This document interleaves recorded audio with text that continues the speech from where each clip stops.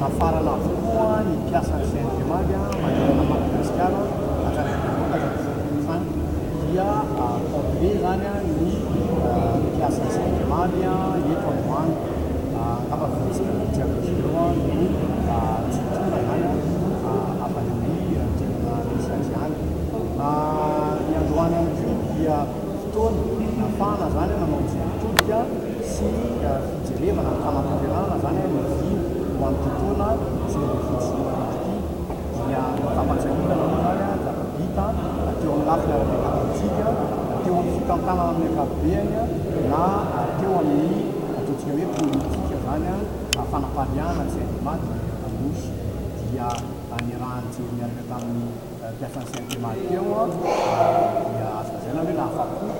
misy maro zany ny jeritolika izay atao tamin'ny 2019 raha ohatra hoe teny taremarika vitsivitsy telepizity iny jery taremarika vitsivitsy isika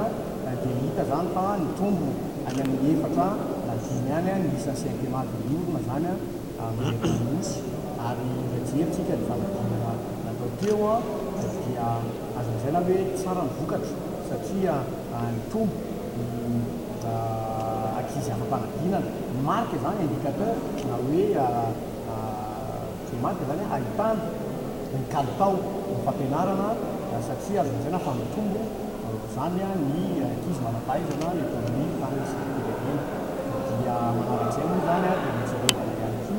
ny ataontsika hoe viny izay atao amin'ny fotoana ity dia mbola mitoy ny fanampariana CNTMAD mbola mitoy ny fanatsarana izay atao zany mba hahafahany boka Malagasy any ambany vita sy ambany ravikazo rehetrany mahazo sy manana anjara zany amin'ny fampianarana ambaratonga-ambony dia nampatahivina zany tamin'ny mpiara miasa rehetra moa fa ny CNTMAD dia manana mission azo lazaina hoe noble moa dia ny fampiakarana ny faripiainan'ny vahoaka Malagasy satria tsy misy fampandrosoana vanona raha tsy